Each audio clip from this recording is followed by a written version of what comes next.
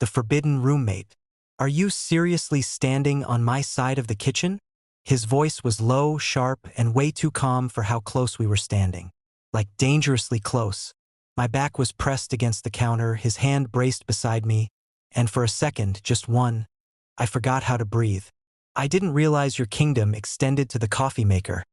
I shot back. His jaw tightened. We agreed on boundaries. I rolled my eyes, even though my heart was doing something very illegal in my chest. Relax. I just needed caffeine. Some of us have jobs that don't run on spreadsheets and control issues. And that's when things got weird. Because instead of snapping back, he just looked at me.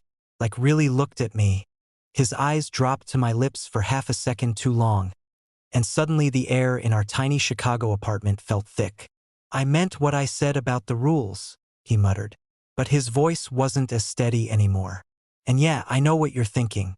How did I end up in a borderline romantic hostage situation with a guy who treats the fridge like a war zone? Let me rewind. Act 1. The glitch. 3 weeks earlier, I had exactly one suitcase, one dream job, and 0 backup plans. I had just moved to Chicago, like officially adulting moved. New job at a marketing agency downtown, new city, new everything.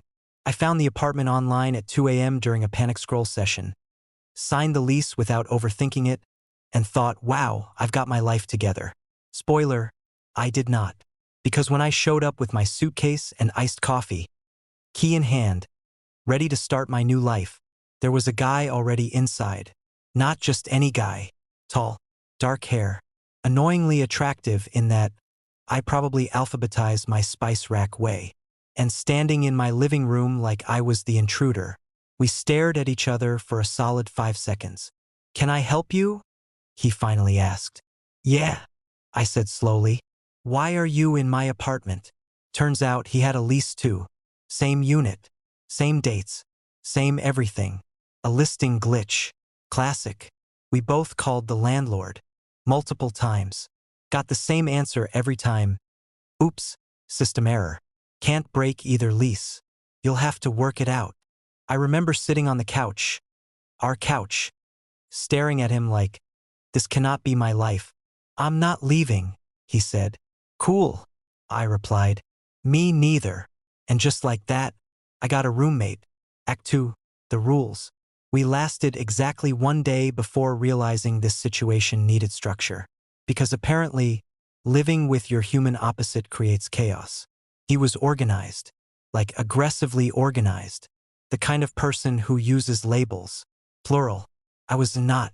He woke up at 6 a.m. I hit snooze like it's a sport. He meal prepped. I ordered DoorDash at midnight. So yeah, we sat down and created what we dramatically called the roommate rules. Rule number 1. No talking before coffee. This one was his.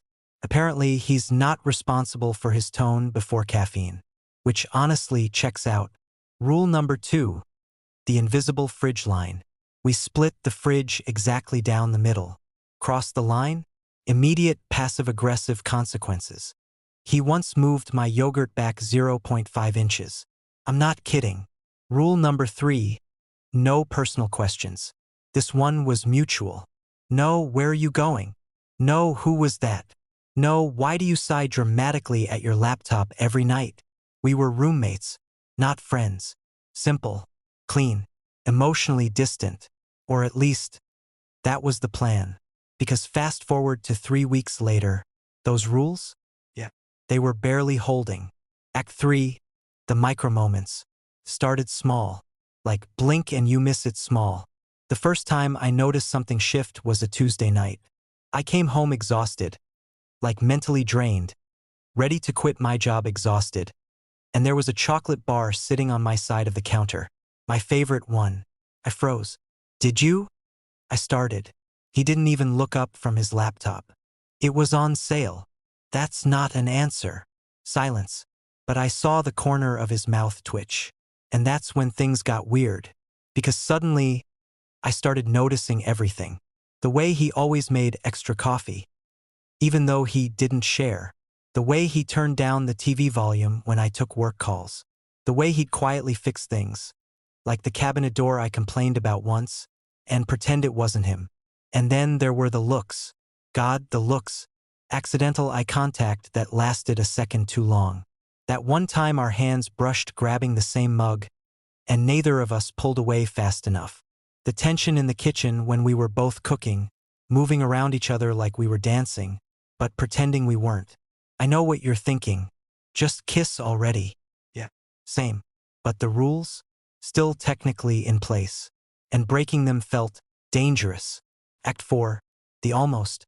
The first real crack happened on a Friday night. I had a date. A bad one. Like, he said he doesn't believe in tipping bad.